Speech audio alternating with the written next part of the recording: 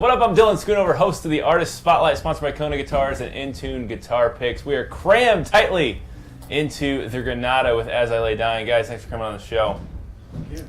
You're like, oh, it's the end of tour. We got 3 dates left. I get to go home. You get to go play golf, as we talked about. Yes, sir. But this is kind of like a tour that I would say it's not just, you meet the people randomly and say, oh, we'll see how the tour goes. You guys are kind of like a family. Talk about how it's been a little bit different from that perspective and maybe a little more enjoyable than a tour you get thrown together with some people you don't know. Well, yeah, we have a history. Just last summer we did a tour with Devil Wears Prada, and we've played festivals or shows with all the bands on this bill at some point or another. So it's cool just coming into it knowing we're all going to get along, and nobody's has that like backstage rock star attitude. No special requests or anything. So as you can see from this beautiful backstage room we're in, we exactly the way I wanted it. Yeah. What happened to the gold-plated rider on your? You said a room with gold plating, right? I thought. Yeah. Well, it missed the mark. They gave us gold plates. They Gold plates? Yeah, they just gave us gold plates. Oh, that works. They misread the rider. That's your payout for that. Your buyout is gold plates. That worked pretty sick. But so how does the mindset change from the end of a tour versus the beginning of the tour? Obviously, it's kind of a different waves probably through the tour, but you're close to going home. How do you power through the last few days? What do you find enjoyable about them? Well, the last few days, to be honest, like Josh and I both had the same sentiment. I think he verbalized it very specifically by saying, in his mind, he's already home right now. I'm checked out. Except for during the show, that's when I leave it all on stage. But the rest of the day, I'm just sitting in my bunk, watching stuff on my computer, just pretending I'm already in my bed at home, just so comfortable. So once you veg out for, we'll say 48 hours of being home, then what takes place at home? You get back into the routine, like, okay, I'm gonna do 2 months of dirty laundry, clean the house, get everything freshened up, maybe like shave my beard a little bit. I don't know. Maybe. Yeah, maybe. Don't want to push things, But that's the thing people don't always understand. Oh, man. Wham! You were just getting knocked out of here. Oh, we're just doing an interview. Is that for today? Hey, what's up? Who's that? Cheer it. Nice. Jerk. No, I'm just kidding. But people don't understand that it's not exactly the most glamorous situation sometimes. You do have a nice bus you travel on. You hopefully have a bathroom. Certainly don't have a shower probably, unless you guys are one of the few lucky ones. Did you have a shower? Well, our bus has a shower, but it broke like about a week into the tour. So, it's a 6-week tour. We really got like a pretty bad deal on that one. But. Yeah, I hope you write that off as an expense to them or something. We do still have that actual shower area, though, so some of us will straight up microwave bottles of water, like after the set, and then just like pour it on ourselves and like try and take like the really like ghetto shower, I guess. But it works, and it's not glamorous at all. And it's funny because I'm sure kids who see us play are like, oh, those dudes are living it up. But an hour afterwards, we're like crammed into like a dark little area with a drain trying to get clean. We only shower with spring water, though. Spring water. Yeah. Nice. Spring water.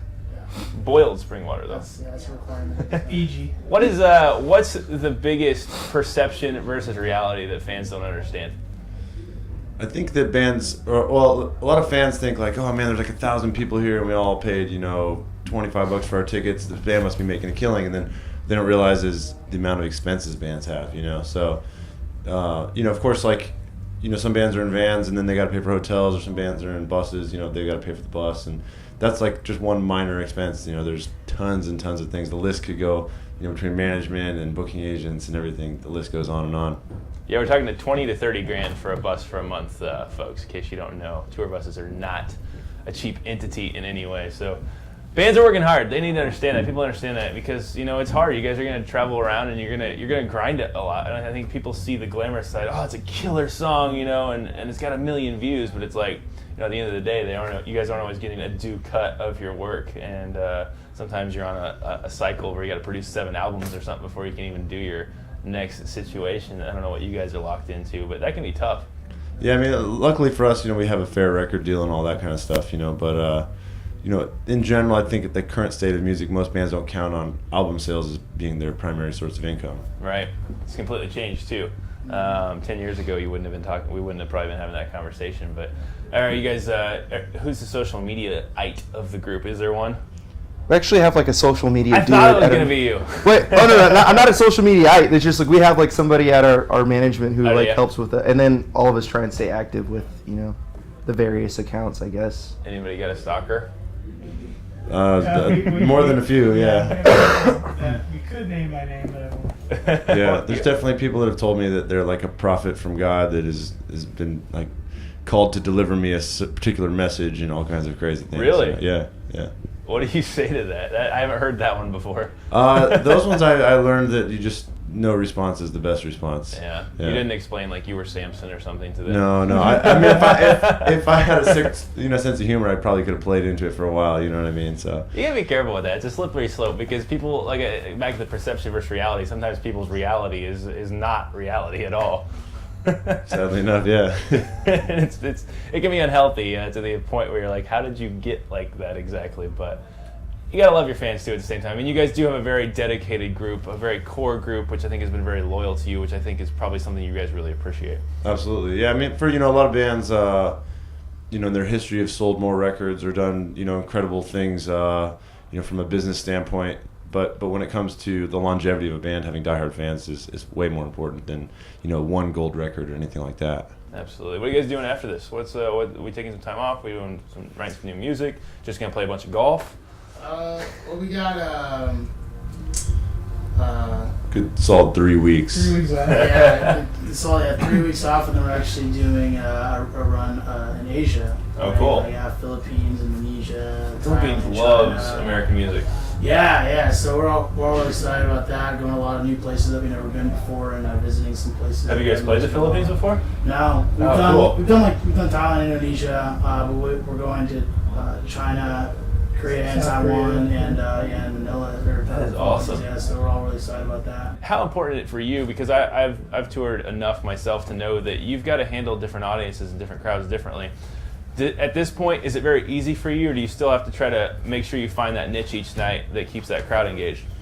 Yeah, I mean, in my personality, I'm fairly mellow, especially backstage and in my regular life. I let it all out on stage, so like, it's a little bit of me just getting out there and just going crazy and hoping that when the crowd sees the energy on stage that they're going to want to interact in some way, but there's particular songs like Jordan said where it's like pulling teeth, to get the crowd excited about it, and that probably hits me most as a frontman because I can't like look down at my instrument or pretend like I'm really focused on like this riff for a second, you know what I mean? I have to like constantly be engaging with them, and if they're not engaging back, it's it's a little bit of a high stress thing for me, but in general, I mean, I don't think we've had a tough crowd in the last like 3 years. I can't even remember the last time we had a tough crowd, relatively speaking, compared to, we do big festivals and I'll see some of the other bands play and I'll be like, all right, now I know what the standard is. And we usually, without patting ourselves on the back too much, tend to do better than the average band on a festival.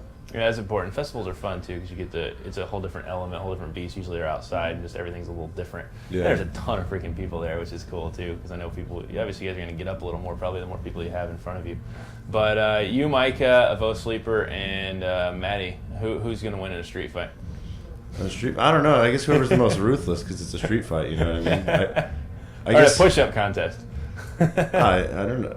I mean, I just sound like a jerk saying that it would be me, so I don't know what to say. Fair enough. Who's the last person you guys have tweeted that's famous or semi-famous or have tweeted at you? Everybody. Actually, Josh just got on his birthday. Actually, NWK added him. Oh yeah. Nice. I think like the next day I added like 5 of my friends too. So, but I think I was the first one. Guys, we appreciate you coming on the show. It's always fun. Last time your set was killer. We can't wait to see your set tonight. We're going to show all of you out there in the wide world of television this awesome, awesome show that As I Lay Dying is going to give to us, and we'll see it coming up next.